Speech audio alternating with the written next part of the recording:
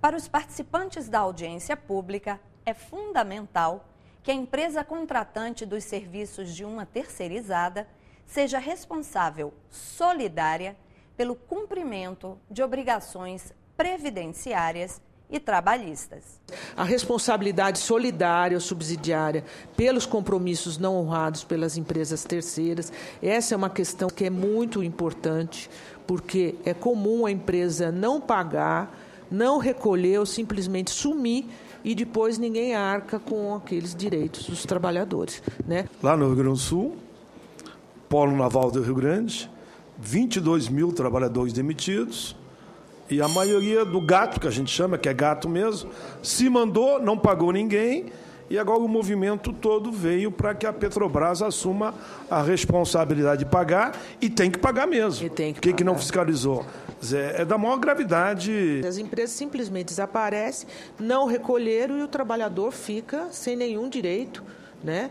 E perde, compromete até o futuro, a aposentadoria dele, vários outros direitos, né? Seguro-desemprego, enfim, todos os direitos dele. Uma equipe de 30 auditores fiscais do trabalho realizaram recentemente uma grande auditoria, uma grande fiscalização numa empresa que faz o serviço terceirizado de telemarketing. Ela tem 185 mil trabalhadores, constataram nível de adoecimento completamente fora de controle, altíssima rotatividade, com contratação e contratos que raramente superam um ano, tá?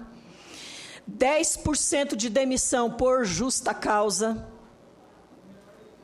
assédio moral que obriga os trabalhadores a pedir conta. Sabe aquela história, ou você suporta o que lhe é imposto, ou você pede para sair? É desse jeito que essa empresa age. Demissão como política gerencial, meus amigos. Ou seja, ameaças aos trabalhadores, marcação rígida ali do tempo.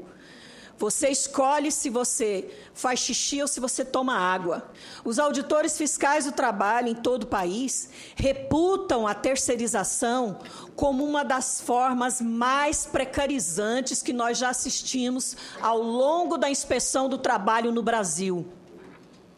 Não tem como ser a favor de terceirização. Permitirá esse projeto sem qualquer limitação, não apenas a terceirização, mas a quarteirização, quinteirização, sexteirização e essa cadeia de maneira ilimitada que não nos preocupa por uma questão meramente teórica, meramente doutrinária, mas sim pelos efeitos práticos. E só para trazer exemplo conhecido de todos, no setor de confecções, por exemplo, em São Paulo, na maior cidade da América Latina, nos deparamos cotidianamente com a verificação de exploração de trabalhadores em condições análogas à de escravo, a neoescravidão urbana, e que se dá justamente por causa dessa cadeia ilimitada de subcontratações e que, às vezes, lá na ponta tem uma multinacional europeia que, quando é responsabilizada, diz, mas eu não tinha como saber, porque isso aí foi um contratado, de um contratado, de um contratado, eu não tinha como saber dessas condições.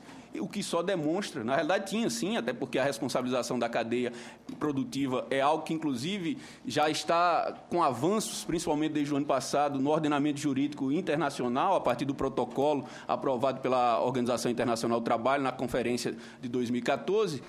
É algo inédito no mundo. Muitos são os parlamentares que vêm utilizando isso. Não, mas isso é moderno e está em todo lugar do mundo. Não com essa sanha tão grande. Isso é uma selvageria. Nós estamos voltando à barbárie do século XIX.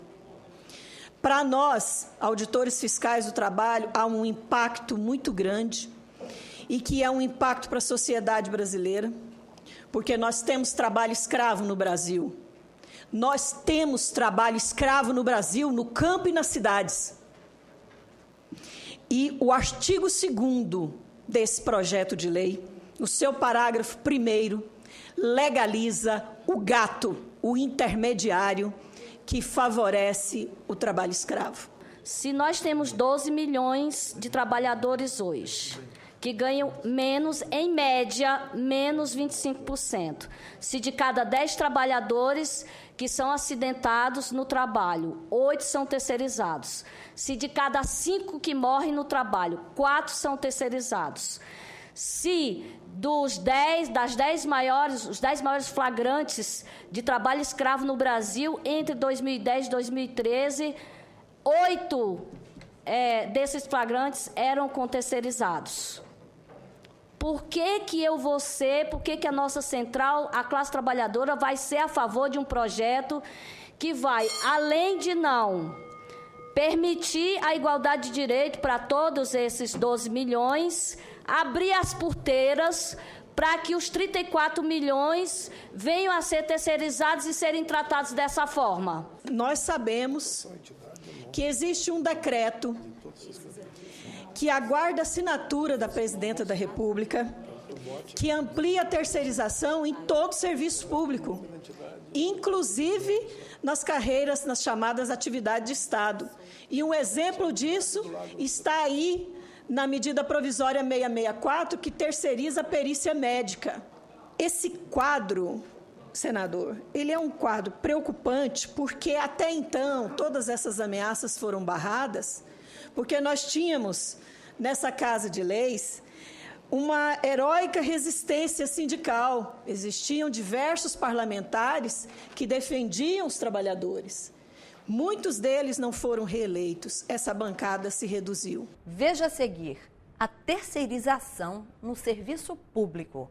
A opinião dos participantes da audiência. A terceirização é a porta mais confortável e, portanto, a mais usual da entrada da corrupção no setor público.